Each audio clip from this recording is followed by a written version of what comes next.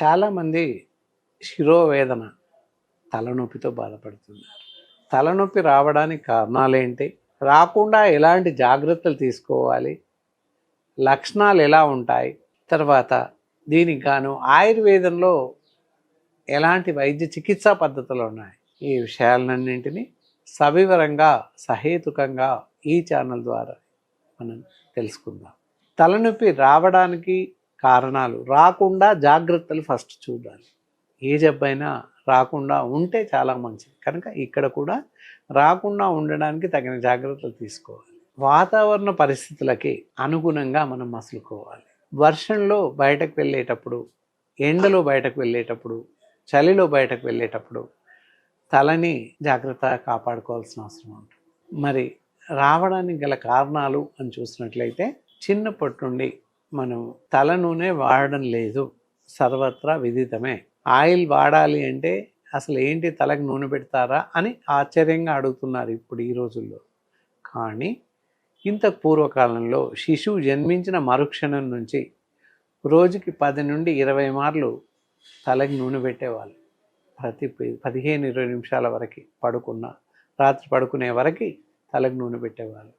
అందువల్ల మాలాంటి వాళ్ళు ఎవరికి తలనొప్పులు రావడం లేదు, ఖచ్చితంగా గమనించవచ్చు.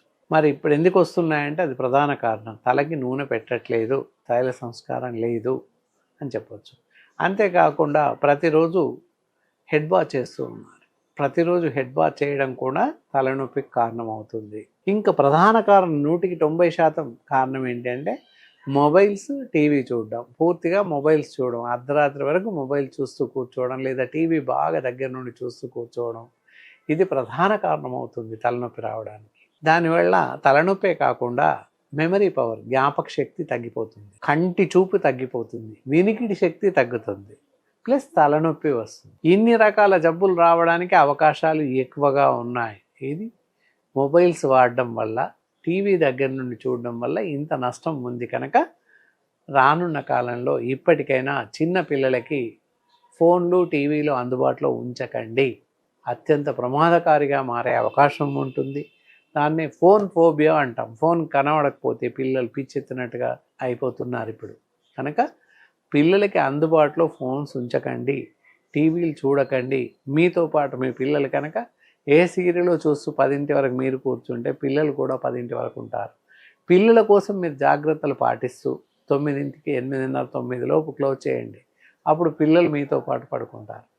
అలా చేస్తే కొంత బాగుంటుంది. తలనొప్పి భవిష్యత్తులో రాకుండా కాపాడిన వాళ్ళు అవుతారు.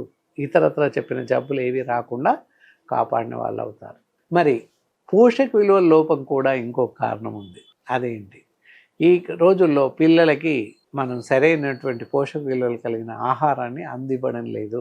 అదేంటి, మేము అందరం అందిస్తున్నామని చెప్పేసి ఎవరికి వాళ్ళు అనుకుంటారు. కానీ కాదు, ఎవరూ అందివ్వట్లేదు. 100% మంది ప్రజలు పిల్లలకి పోషకాహారం ఇవ్వడం లేదు, పోషక విలువలు కలిగిన ఆహారం అందివ్వడం లేదు.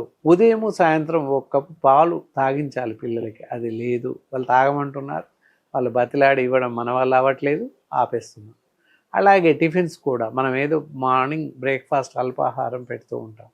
అదేది లేక మనకు సమయం చిక్కక, సమయాభావం వల్ల ఎక్కడో బయట ప్యాక్డ్ టిఫిన్ సెంటర్ నుంచి టిఫిన్ ప్యాక్ చేసి తీసుకొచ్చుకోమడం, తినడం సరిపోతుంది. అందులో కలుషితమైనటువంటి, విషపూరితమైనటువంటి ఆయిల్స్ అలాంటివి ఉంటాయి, కంటామినేటెడ్ ఆయిల్స్. అలాగే వాళ్ళు ప్యాక్ చేస్తున్నప్పుడు పాలిథిన్ కవర్స్లో ప్యాక్ చేసి ఇస్తుంటారు. ఉల్లి పొర కన్నా సన్నగా ఉన్నటువంటి కవర్స్లో ఫుడ్ ప్యాక్ చేసి ఇస్తున్నారు. సో దానివల్ల ఆహారంలో ఉన్నటువంటి రకరకాల లవణాలు ఉంటాయి, ముఖ్యంగా ఉప్పు, కారం ఇలాంటివి ఉంటాయి. వాటి వల్ల రసాయనిక చర్య ఏంది, మనకు అందులో వస్తున్నటువంటి ఆహారం అందులో వేయగానే విషపూరితంగా మారిపోయే అవకాశం ఉంది. దానివల్ల క్యాన్సర్స్, లంగ్ డిసీజెస్ ఇలాంటి శ్వాసకోశ సంబంధిత వ్యాధులు రావడానికి అవకాశం ఉంది పిల్లలకైనా పెద్దలకైనా. కనుక అలా ప్యాక్ చేసినటువంటి ఆహారాన్ని తినకూడదు. ఇంట్లోనే తయారు చేసినటువంటి ఆహారాన్ని ఎల్లవేళ్ళ తినండి. అలాగే ఈ విధంగా మనం ఆహారం తీసుకుంటూ సరైన జాగ్రత్తలు పాటిస్తూ ఉన్నట్లయితే కొంతవరకు తలనొప్పి రాకుండా కాపాడుకోవచ్చు. మనం ఇంతవరకు చేసిన తప్పును సరిదిద్దుకుందాం. ఏ విధంగా? ఆయుర్వేద వైద్య విధానంలో అద్భుతమైనటువంటి ఔషధాలు ఉన్నాయి. మైగ్రేన్ తలనొప్పి రాకుండా కొంతమందికి పార్షివల్గా ఒక పక్కకు వస్తుంది, కొంతమందికి పూర్తి తలంతా ఉంటుంది, కొంతమందికి ఉదయం మాత్రమే ఉండి మధ్యాహ్నానికి వరకు తగ్గిపోతుంది.